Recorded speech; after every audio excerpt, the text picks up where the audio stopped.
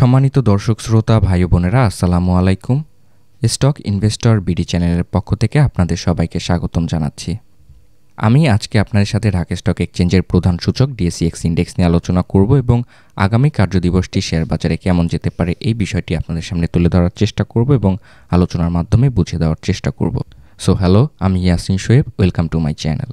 তো দর্শক, আমরা যদি আজকে ডিএসইএক্স ইন্ডেক্সের ডে চার্টের দিকে একটু লক্ষ্য করি তাহলে দেখতে পাচ্ছি আজকে আমরা যে ক্যান্ডেলটি পেয়েছি এটি একটি রেড হ্যামার ক্রিয়েট করে দিনটি পার করেছে এবং ৬,৩৩৭ পয়েন্টের কাছে কিন্তু মার্কেটটি ক্লোজ করেছে। তো দর্শক, আমরা যদি এখন ভলিউমের দিকে লক্ষ্য করি তাহলে দেখতে পাচ্ছি রেড একটি ভলিউম ক্রিয়েট করে দিনটি পার করেছে এবং লেনদেনের পরিমাণটি কিন্তু বিগত দিনের তুলনায় আমাদের কম হয়েছে। তো যাই হোক, বিস্তারিতভাবে আলোচনায় যাওয়ার আগে আমরা যদি মার্কেট মুভমেন্টটি একটু লক্ষ্য করি তাহলে দেখতে পাচ্ছি আজকে আমাদের শেয়ার বাজারে দিনটি শুরু হয়েছিল ৬,৩৪২ পয়েন্ট থেকে। দিনটি হাই করেছিল ৬,৩৫৩ পয়েন্টের কাছে এবং দিনটি লো করেছে ৬,৩৩৪ পয়েন্টের কাছে এবং মার্কেট ক্লোজ করেছে ৬,৩৩৭ পয়েন্টের কাছে এবং মার্কেট মুভমেন্ট আমরা লক্ষ্য করলে দেখতে পাচ্ছি 4 পয়েন্ট ডাউন ট্রেন্ডের দিকে গিয়েছে। তো গ্রাফ চার্টের দিকে লক্ষ্য করলে দেখতে পাচ্ছি দিনের প্রথম ভাগ থেকে কিছুটা আপট্রেন্ড ছিল, পরবর্তীতে সেল প্রেসারে কিন্তু বাজারটি ডাউন ট্রেন্ডের দিকে চলে এসেছে এবং পরবর্তীতে বাই প্রেসারে কিন্তু বাজারটি আপট্রেন্ড করলেও দিন শেষে কিন্তু সেল প্রেসারে একটি বড় ধরনের পতন আমরা লক্ষ্য করতে পেরেছিলাম।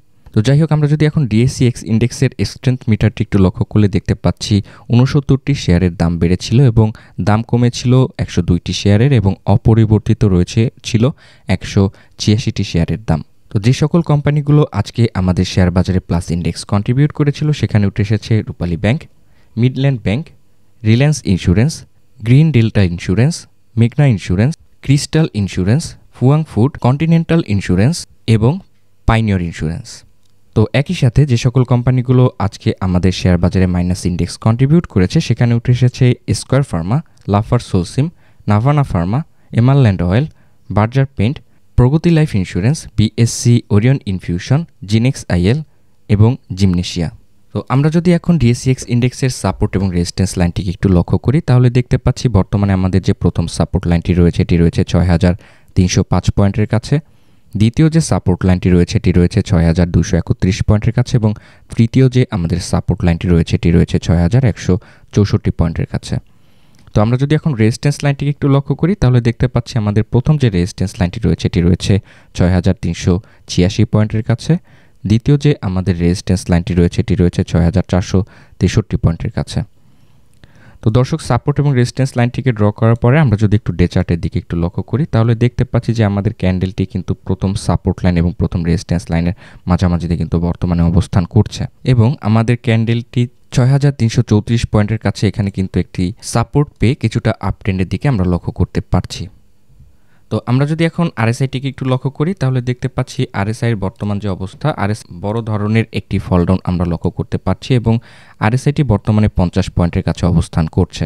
তো আরএসআইয়ের কিন্তু একটি ৪৯ পয়েন্টের কাছে একটি সাপোর্ট লাইন রয়েছে। তো আশা করছি যে আমাদের আরএসআইটি এখানে একটি সাপোর্ট পেয়ে তারপরে কিন্তু আপ ট্রেন্ডে যাওয়ার একটি প্রবাবিলিটি আগামী বাজারে দেখাতে পারে। তো যাই হোক, আমরা যদি এখন এমএসিডি ক্রস ওভারটি একটু লক্ষ্য করি তাহলে দেখতে পাচ্ছি এমএসিডি ক্রস ওভার থেকে কিন্তু আমরা পজিটিভ কোনো সিগন্যাল পাচ্ছি না। এমএসিডি ক্রস ওভার কিন্তু ফাস্ট মুভিং অ্যাভারেজ লাইনটি ডাউন ট্রেন্ডের দিকে লক্ষ্য, স্লো মুভিং অ্যাভারেজ লাইনটি কিন্তু একটি আপ ট্রেন্ডমুখী। সো আমরা লক্ষ্য করলে দেখতে পাচ্ছি যে এখানে একটি ক্রস ওভার ক্রিয়েট করে ফেলেছে। তো আগামীকালকে আমাদের জন্য বাজারটি অত্যন্ত গুরুত্বপূর্ণ, কারণ এখানে একটি ক্রস ওভার করে কিন্তু আমরা লক্ষ্য করলে দেখতে পাচ্ছি যে একটি বড় ধরনের একটি ফল ডাউন আমরা ফাস্ট মুভিং অ্যাভারেজ লাইন থেকে পেয়েছিলাম। তো আমরা যারা আগামীকালকে বিনিয়োগ করবো বলে চিন্তা ভাবনা করছি অবশ্যই এই ক্রস ওভারটিকে রিকভারি করে আপ ট্রেন্ডে যাইতে পারে কিনা আমাদের ফাস্ট মুভিং অ্যাভারেজ লাইনটি সেদিকে অবশ্যই লক্ষ্য রেখে তারপরে বিনিয়োগের সিদ্ধান্ত নেওয়াটা ভালো হবে। তো যাই হোক, হিস্টোগ্রামের ভলিউম থেকেও কিন্তু আমরা পজিটিভ কোনো সিগন্যাল পাচ্ছি না। তো হিস্টোগ্রামের ভলিউম থেকেও কিন্তু একটি রেড ভলিউম পাচ্ছি, যে বিগত দিনের যে আপ ট্রেন্ডের র্যালি আমরা লক্ষ্য করতে পেরেছিলাম এমএসিডি ক্রস ওভারের হিস্টোগ্রামের ভলিউম থেকে, সেখান থেকে কিন্তু আজকে আমরা একটি রেড ভলিউম পেয়েছি। তো আমরা এমএসিডি ক্রস ওভার থেকে কোনো পজিটিভ সিগন্যাল পাচ্ছি না, বাট আরএসআই থেকে কিন্তু একটি পজিটিভ সিগন্যাল পাচ্ছি যে এখানে ৪৯ পয়েন্টের যে সাপোর্ট একটি লেভেল রয়েছে। তো আশা করা যায় এই সাপোর্ট লেভেলটি ভাঙতে পারবে না। তো আগামীকালকে এই আরএসআইটি এই সাপোর্ট লেভেলের কাছাকাছিতে বা এখান থেকেই কিন্তু আপট্রেন্ড করার একটি প্রবাবিলিটি দেখাতে পারে বলে ধারণা করছি। তো যাই হোক, ক্যান্ডেলিস্টিক প্যাটার্নে যদি আবার ফিরে যাই তাহলে দেখতে পাচ্ছি আজকে আমাদের যে শেয়ারের যে সেল প্রেসারের যে ডাউন ট্রেন্ডের দিকে চলে এসেছিল এখানে ৩৪ পয়েন্টের কাছে কিন্তু একটি সাপোর্ট পেয়ে তারপরে বাজার বাজারটি আবার আপট্রেন্ড করেছে। তো সেখানে কিন্তু ৬,৩৩৬ পয়েন্টের কাছে কিন্তু একটি মার্কেটটি ক্লোজ করেছে। তো এখানে যে সাপোর্ট লেভেলটি পেয়েছে, তো এখানে এই যে সাপোর্ট লাইনটি রয়েছে এটি একটি সংক্ষিপ্ত একটি সাপোর্ট লাইন। তো অবশ্যই আপনারা যারা বিনিয়োগ করবেন বলে চিন্তাভাবনা করছেন, এই আগামীকালকে ৬,৩৩৪ পয়েন্টের যে পয়েন্টটি এটিকে ব্রেক করতে পারে কিনা এটিকে ভালোভাবে অবজার্ভ করে তারপরে বিনিয়োগের সিদ্ধান্ত। যদি এটিকে ব্রেকআউট করে ফেলে সেক্ষেত্রে কিন্তু আপনারা একটু ধৈর্য ধরে তারপরে বিনিয়োগের সিদ্ধান্ত নেবেন এবং মার্কেট মুভমেন্টটি লক্ষ্য করে তারপরে বিনিয়োগের সিদ্ধান্ত নেবেন।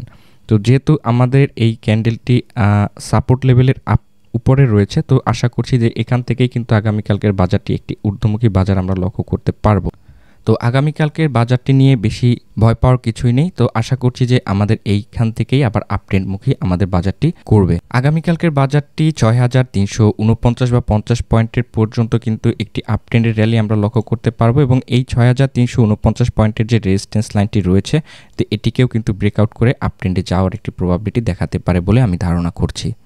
তো আপনারা যারা বিনিয়োগ করবেন অবশ্যই ৬,৩৩৪ পয়েন্টের যে এই সাপোর্ট লাইনটি রয়েছে এটিকে ব্রেক করতে পারে কিনা এটিকে ভালোভাবে অবজার্ভ করে তারপরে দেখে শুনে বুঝে বিনিয়োগের সিদ্ধান্ত নেবেন। তো ধন্যবাদ সবাইকে আমার এই ভিডিওটি দেখার জন্য। এখনও যারা আমার এই চ্যানেলটিকে সাবস্ক্রাইব করেনি, প্রতিদিনকার মার্কেট আপডেট পেতে চ্যানেলটিকে সাবস্ক্রাইব করবেন এবং পাশে থাকা নোটিফিকেশন আইকনটি অন করে দিবেন। অলরেডি যারা চ্যানেলটিকে সাবস্ক্রাইব করেছেন তাদেরকে অসংখ্য ধন্যবাদ জানাচ্ছি।